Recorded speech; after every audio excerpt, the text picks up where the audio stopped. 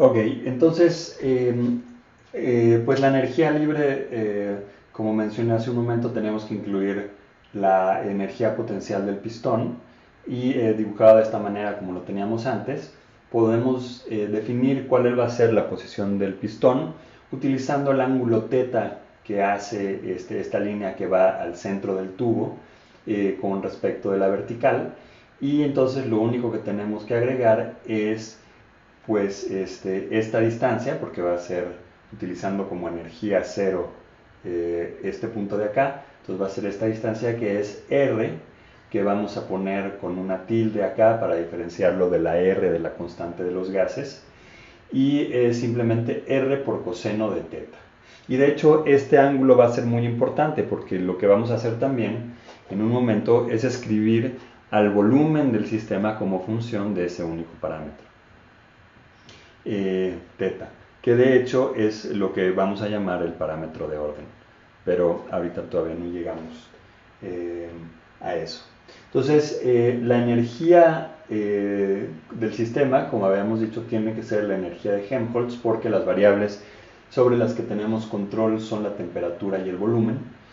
Y entonces, para escribir la energía de Helmholtz del sistema, lo que necesitamos es sabíamos que eran un mol de gas ideal, entonces es escribir, o más bien la energía de Helmholtz del sistema es la suma de las energías de cada uno de los gases más la energía potencial del pistón. La energía potencial del pistón es precisamente la masa del pistón por la aceleración de la gravedad por R coseno de teta más cada una de las energías libres del lado izquierdo y del lado derecho, que a su vez pues, van a ser funciones del volumen y de la temperatura de cada uno de los cuerpos. Ahora, para la tarea, lo que ustedes hicieron fue, partiendo precisamente de la energía libre de Helmholtz, bueno, tenían que construirla, fue encontrar la energía libre de Van der Waals, que ahorita no vamos a usar, pero sí la primera parte, que es la energía libre del gas ideal. Y esa energía libre del lado izquierdo y del lado derecho podemos escribirlo como una función de la temperatura únicamente, porque recuerden que esta función tenía acá en el logaritmo también la temperatura, pero entonces podemos separarla como una función aparte, menos R, y aquí R sí es la constante universal de los gases, por la temperatura, por el logaritmo del volumen izquierdo dividido entre una constante. Y de manera análoga, del lado derecho, lo que vamos a tener es pues la misma función de la temperatura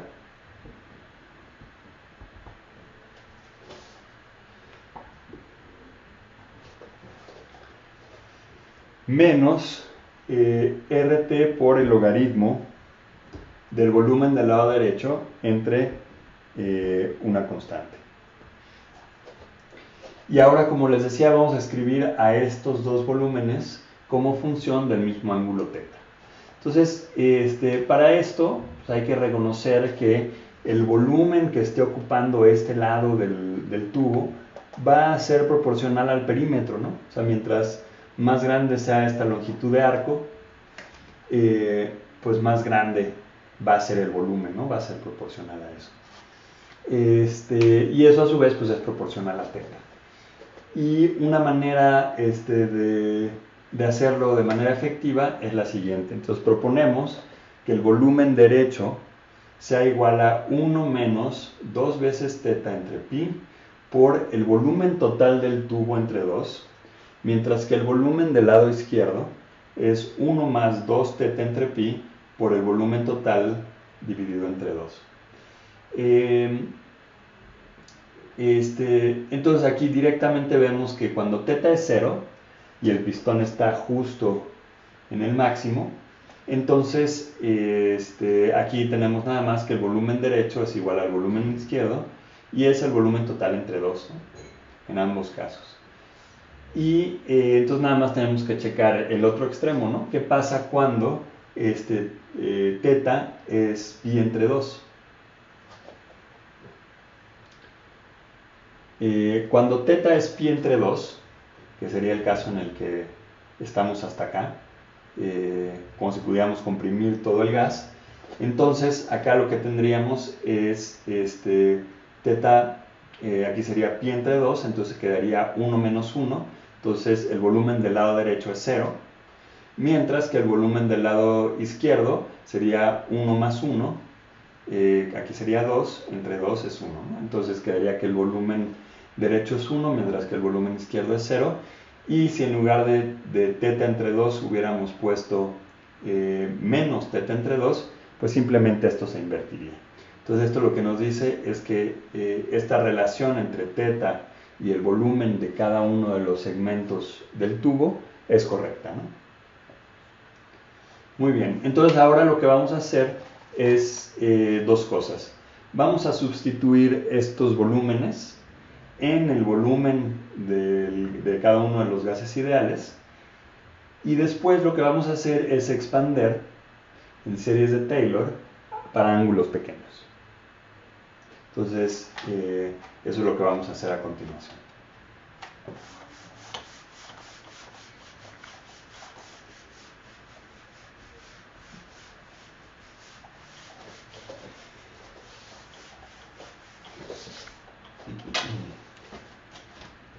Muy bien, entonces, pues la primera parte es muy sencilla, ¿no? Tenemos que entonces la función de Helmholtz es función de teta y la temperatura, y esto es mg por r por, y aquí venía el coseno de teta, entonces esto va a ser nada más 1 menos teta cuadrada entre 2 más teta cuarta entre 4 más términos de orden mayor en teta, solo nos vamos a quedar hasta el orden 4, menos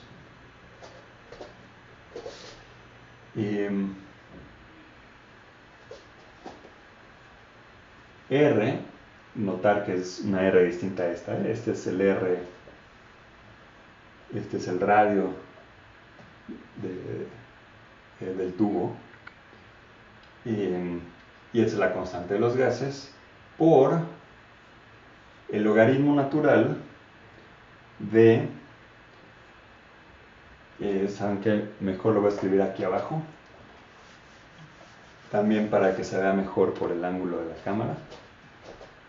Entonces acá es menos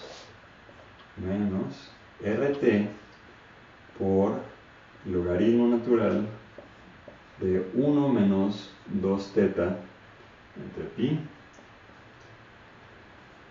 más el logaritmo natural de 1 más 2 teta entre pi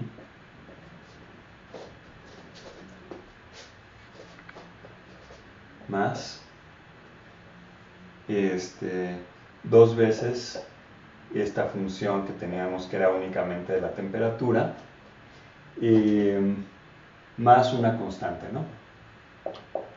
Que salía acá de la división que teníamos del volumen, bueno, tanto del volumen como del volumen total del sistema, ¿no? Esos van a ser constantes que salen y ponemos acá, porque estaban multiplicando a todo lo que estaba acá adentro, y esa es la propiedad de los logaritmos. Muy bien, entonces, pues ahora lo que vamos a hacer es multiplicar estos dos logaritmos, ¿no? Entonces, esto de aquí es el logaritmo de 1 menos 2 teta entre pi por 1 más 2 teta entre pi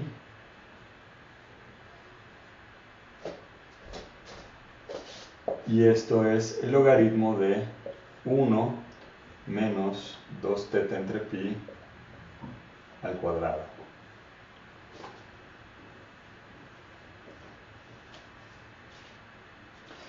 Y recordando que para x pequeña, el logaritmo de 1 menos x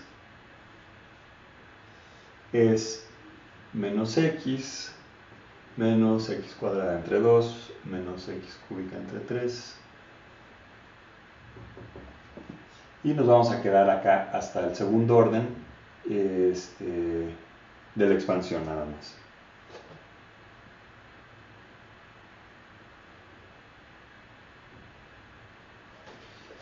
Entonces, seguimos escribiendo este término de acá. Es aproximadamente menos 2 teta entre pi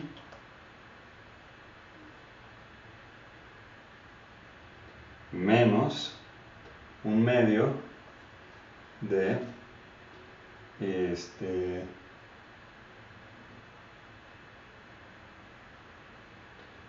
perdón, este es al cuadrado, ¿no?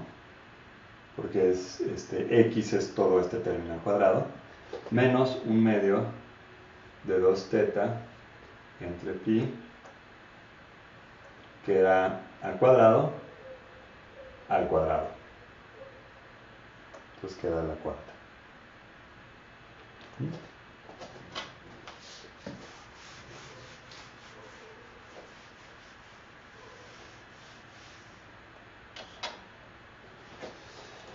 Entonces, la energía libre como función de teta y de la temperatura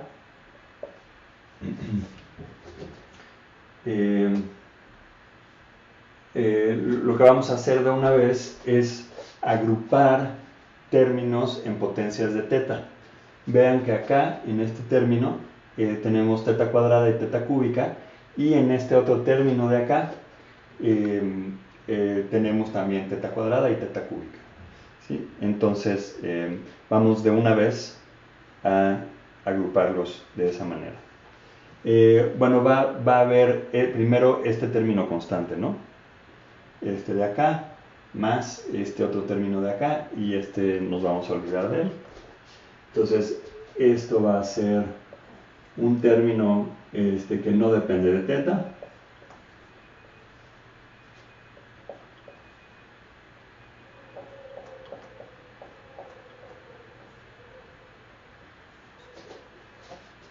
Más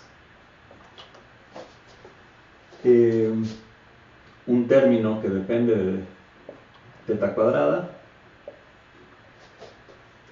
y este término vamos a poner, bueno, primero vean que este signo menos de acá se va con estos signos menos de acá. Entonces eso va a ser, esos términos van a ser positivos, y entonces acá vamos a tener este término que va a ser 4 entre pi por RT. Perdón, 4 entre pi cuadrada, de acá, por RT. Y luego tenemos este término de aquí, de la expansión. Y este término sí lleva el signo menos, y este es menos 1/2 de mg por r. R, el radio del tubo.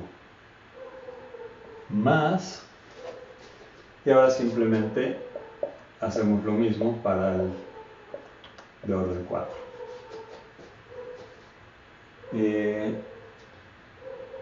Más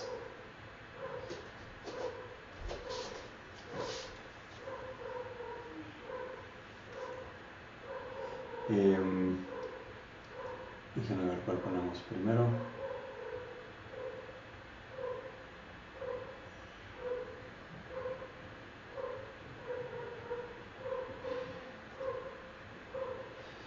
Este de acá, que va a ser mgr entre 4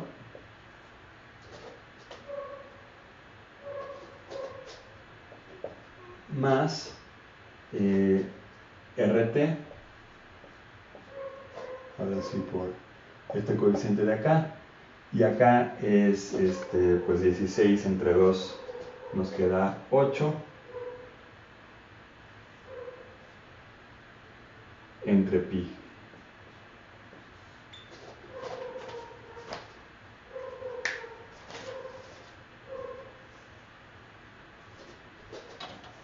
Okay. Si están un poco perdidos hacia por qué estamos haciendo esto, ahorita va a quedar claro.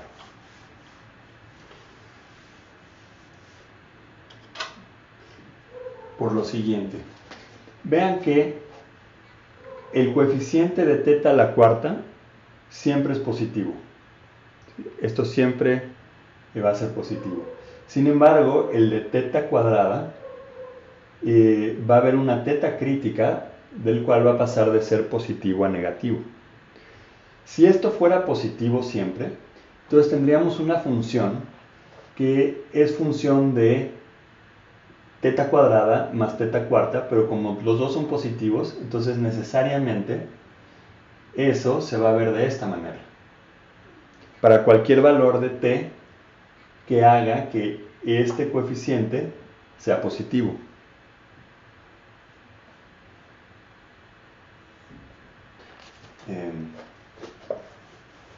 Esto sí pasa por 0.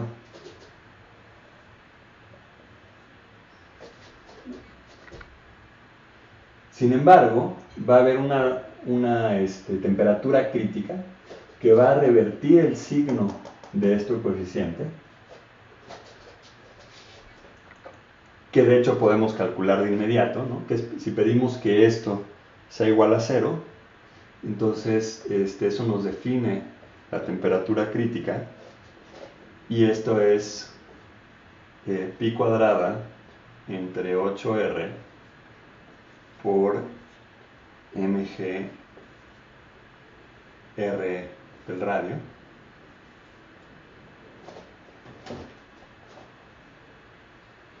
Recuerden, esto hace que este coeficiente se haga 0. Para temperaturas menores a esta, este término de acá va a ganar, esto se va a hacer negativo, y entonces lo que vamos a tener es que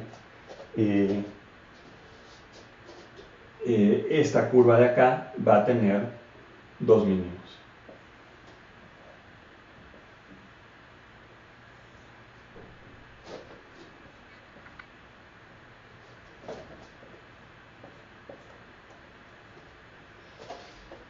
Incidentalmente, bueno, no es tan incidentalmente, es un punto bien importante.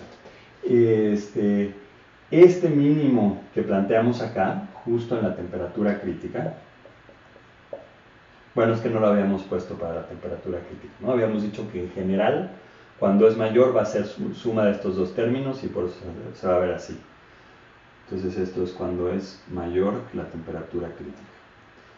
Pero cuando es exactamente igual a la temperatura crítica, vamos a tener una función que va a ser proporcional a teta a la cuarta. Y estamos suponiendo que teta es pequeña, son pequeñas fluctuaciones alrededor del punto de equilibrio. Esta función es justo lo que hace que tenga esta forma tan chata, el potencial. No es exactamente plana, como lo habíamos puesto, pero comparado con una parábola, crece muchísimo más lento. Y esto es justo el origen de que no existan, o de que sean muchísimo menores, las fuerzas de restauración cerca del mínimo. Entonces, este desarrollo nos da la pauta de cómo tenemos que escribir en términos generales una energía libre de un sistema para que presente la fenomenología de un punto crítico. necesitamos que exista una energía libre que tenga un término que vaya como el cuadrado. Tiene que ir como el cuadrado porque si no, no sería simétrico. Y que el coeficiente cambie de signo en la temperatura crítica. Esa es la clave de la teoría de Landau. Y necesitamos otro término que de entrada tiene que ser par, porque si no, esto cambiaría, ¿no? Tendría una forma distinta, no tendría un mínimo. Podría ser teta a la 6, teta a la 8, pero en principio nos quedamos con el orden más bajo que permite eso, que es teta a la cuarta, y cuyo coeficiente sea positivo. ¿Sí? Entonces, vean cómo este sistema tan relativamente sencillo de pensar en un pistón que está dentro de este tubo, que puede estar de un lado o del otro, nos da una vez más esta fenomenología. Y pues no es casualidad que pues se le haya ocurrido a un genio como Landau. De la misma manera que lo que estábamos buscando en el caso de Van der Waals era una ecuación que fuera lo más sencilla posible y que a su vez tuviera toda la riqueza fenomenológica de lo que uno observa en un experimento. Muy bien, entonces dijimos que le íbamos a llamar a este parámetro teta, en este caso, el parámetro de orden. Y es que vean que este parámetro para una temperatura mayor que la temperatura crítica siempre es 0. Y para temperaturas menores que las críticas puede adquirir este valor o este valor y va a depender ligeramente de o pequeñas fluctuaciones o algo que rompa la simetría, lo que va a hacer que el sistema se vaya de este lado o que el sistema se vaya de este otro. Entonces, ya sea que esté de este lado o que esté de este lado, para temperaturas menores que las críticas, el parámetro de orden es distinto que de 0. Y para temperaturas mayores, siempre va a ser 0. Entonces, todos los sistemas que presenten estas transiciones de fase continuas o de segundo orden se caracterizan por tener un parámetro que cumple con esta condición, que es igual para cuando la temperatura es mayor que la temperatura crítica y es distinto de 0 cuando la temperatura es menor. Ahora, vamos a dar un par de ejemplos de este parámetro de orden.